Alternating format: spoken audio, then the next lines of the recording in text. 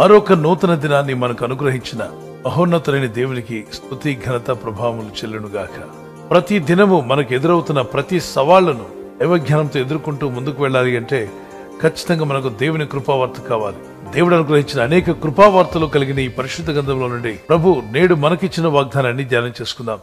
నేటి వాగ్దానము: ఒకని ప్రవర్తన యెహోవాకు ప్రీతికరమగునప్పుడు ఆయన వాని శత్రులను సహా వానికి మిత్రులుగా చేయను. ఎప్పుడు దేవుడు ఒక వ్యక్తికి ఉన్నటువంటి శత్రులందరినీ కూడా మిత్రులుగా మార్చగలడు అంటే మన ప్రవర్తన దేవునికి ఇష్టంగా మారాలి.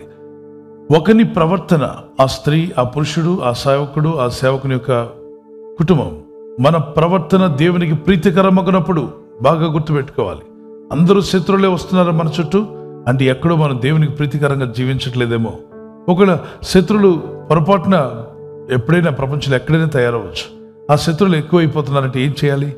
మన ప్రవర్తన దేవునికి ఇష్టంగా చూసుకుందాం. ఒకని ప్రవర్తన యెహోవాకు ప్రీతికరమగునప్పుడు ఆయన వారి శత్రువులను సహా మిత్రులుగా, అంటే ఇక్కడ మన మీద పెట్టాడు దేవుడు. మీ శత్రువులు మిత్రులుగా మారాలంటే అది కూడా నీ మీదే ఉంది అంటున్నాడు. మన మీద ఏముంది? మనము మన దేవుని సన్నిధిలో మన ప్రవర్తన ఆయనకి ప్రీతికరంగా చూసుకోవాలి. మన ప్రవర్తన ఆయనకి ప్రీతికరంగా ఉందనుకోండి, నీ శత్రువులు ఎవరైతే ఉన్నారో వారందరూ కూడా మిత్రులుగా మారుతారు. 23వ కీర్తనలో నీ శత్రువుల ఎదుట నేను నీకు భోజన బలను సిద్ధపరుస్తాడు. మన శత్రువులు మీకు శత్రువులుగా ఉన్నవారు ఎదుట భోజన బల్ల ఎలా సాధ్యం? మీ శత్రువులే మిమ్మల్ని పిలిచి భోజనం పెట్టే రోజు రావాలి. వారు మీ ఇంటికి వచ్చి మీకు సాయం చేసే రోజు రావాలి. నిజంగానే నా శత్రువులు నాకు మిత్రులుగా మారితే బాగుండు అన్నవారు మీ చేతిని పైకెత్తగలరా? That's a word of God. అది వాక్యం, దేవుని యొక్క వాగ్దానం. ఇది పట్టుకుని ప్రార్థించండి ఈ రోజు నుండి. ప్రభా, నా శత్రువులను మిత్రులుగా మారుస్తానన్నా మార్చు ప్రభా. దానికి ముందు మాట, నా ప్రవర్తన నీకు ప్రీతికరంగా ఉండాలి తండ్రి. నా నోటి మాటలు నీకు ప్రీతికరంగా ఉండాలి. నా హృదయ ధ్యానము నీకు ప్రీతికరంగా ఉండాలి. నా ఆలోచన విధానము నీకు ప్రీతికరంగా ఉండాలి. ప్రభు, నేను ఎప్పుడైతే నీకు ప్రీతికరంగా మారుతున్నానో నా శత్రువులను మీరు మిత్రులుగా మార్చేస్తారు. నా శత్రువులు ఎదురు నాకు భోజనపు బల్ల ఏర్పాటు చేస్తారు. నేను నమ్ముతున్నాను ప్రభు అని ఈ రోజు నుండి ప్రార్థన స్టార్ట్ చేయండి. ఐఎమ్ షూర్ మీ ఎనిమీస్ అందరూ కూడా మీకు ఫ్రెండ్స్గా మారే రోజు వచ్చునుగాక. ఒక విషయాన్ని మీకు జ్ఞాపకం చేస్తున్నాను. మిమ్మల్ని శపించు వారిని దీవించమని బైబిల్ చెప్తుంది. మిమ్మల్ని వేధించేవారు, మీకు విరోధంగా మాట్లాడే వారిని దీవించాలి అని వాక్యం చెప్తుంది. మీరు నిలబడి ప్రార్థన చేయనప్పుడల్లా మీ శత్రువుల కొరకు, మిమ్మల్ని హింసించే వారి కొరకు ప్రార్థన చేయండి అన్నాడు.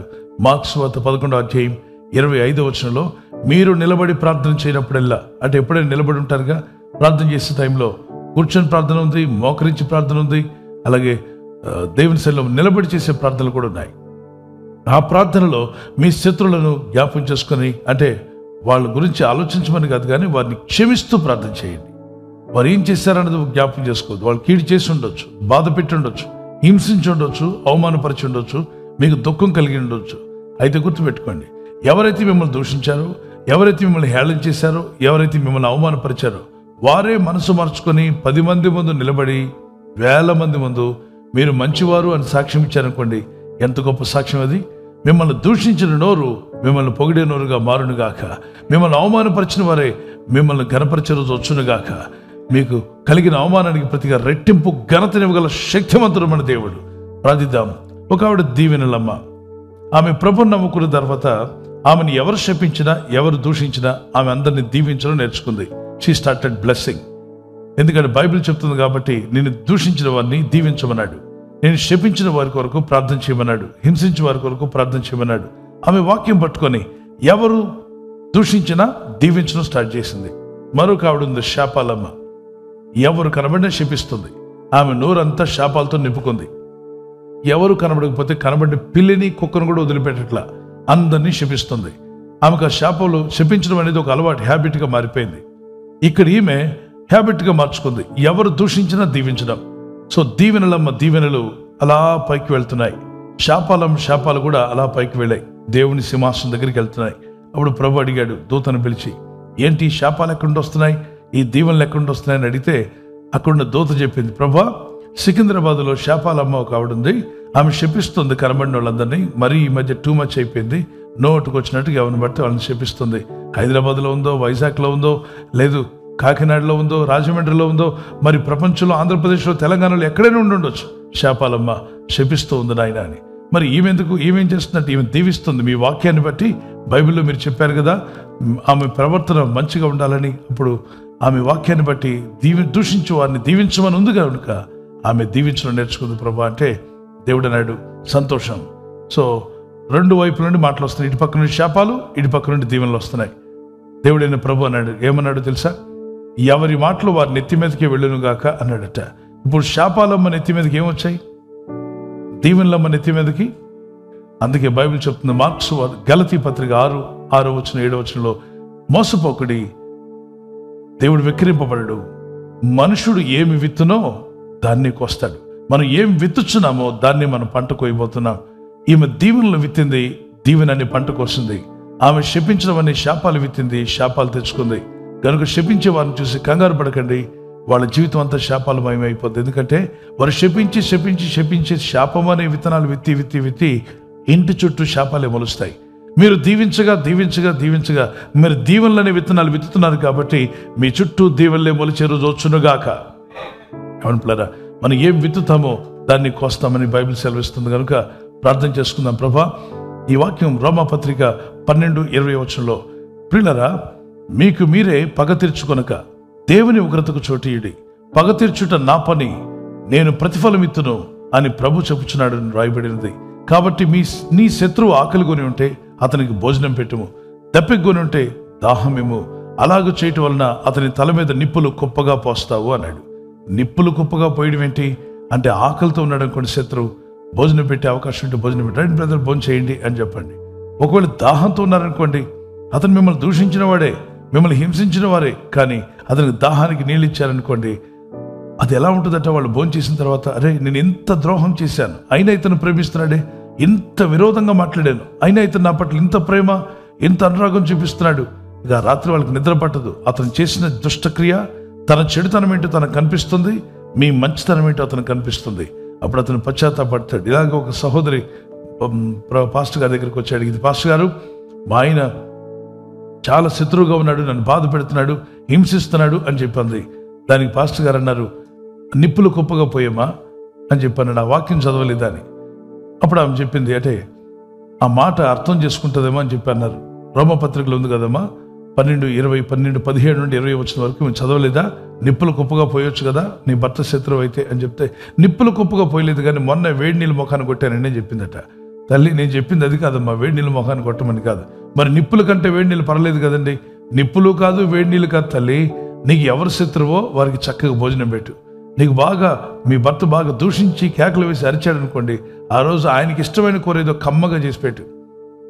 ఆ తర్వాత అతనిలో దురాత్మ వదిలిపోద్ది, అతని మనసు మారిపోవడమే కాదు, నిన్ను అర్థం చేసుకోవడం ప్రారంభిస్తాడు. చాలామంది ఇంట్లో భర్త గట్టికి కేకలు వేస్తే కనీసం టీ కూడా ఇవ్వరు, కాఫీ కూడా ఇవ్వరు. కొంతమంది ఇవ్వాలనుకున్న మనసు ఉండదు అక్కడ, వారు వంటగదిలోకి వెళ్ళుకొని మనసు విరిగిపోయి ఉంటుంది, ఏది చేయాలన్నా వారికి మనసు రాదు. కానీ అక్కడే దేవుని బిడ్డగా నువ్వు మంచిగా చేయడానికి ప్రయత్నం చేయాలి. ఏ రోజు గొడవైందో ఆ రోజే కమ్మని ఆహారం పెట్టండి. Make it beautiful. మీ కుటుంబాన్ని ఒక అద్భుతంగా మార్చుకోండి. గొడవ వచ్చిన రోజు మరి మనసు ప్రభు సన్నిధిలో ప్రార్థన చేయండి, ప్రభా నా భారం నీ మీద వచ్చున్నాను, నా నిందలన్నీ కూడా తొలగిపోతాయి. ఒకవేళ అవగాహన లోపంతో మనుషులు చిన్న విషయాన్ని కూడా క్షణిక ఆవేశంతో కోపడుతుంటారు. మళ్ళీ ఆవేశం పోయాక అదే మనిషి మంచిగా మాట్లాడతారు. మనిషి హృదయాన్ని తెలుసుకోండి, ప్రార్థన చేయండి, తప్పగా వారు మారుతారు. మీ శత్రువులు మిత్రులుగా మార్చే రోజు వచ్చునుగాక. మనం చిన్న పాట పాడుకుందాం, పాడదామా? శత్రువులందరి ఎదుటను నాకు విందును ఇస్తాడు, ఆనంద తైలముతో నన్ను అభిషేకిస్తాడు. శత్రువులందరి ఎదుటను నాకు విందును ఇస్తాడు, ఆనంద తైలముతో నన్ను అభిషేకిస్తాడు. వాగ్దానమిచ్చిన వాడు, నా మనసు నెరిగిన వాడు, నన్ను పిలిచిన వాడు, నమ్మదగిన వాడు. నాకు ఆలస్యమైన అద్భుతాన్ని చేస్తాడు నా దేవుడు, నాకు ఆలస్యమైన అద్భుతాన్ని చేస్తాడు నా దేవుడు.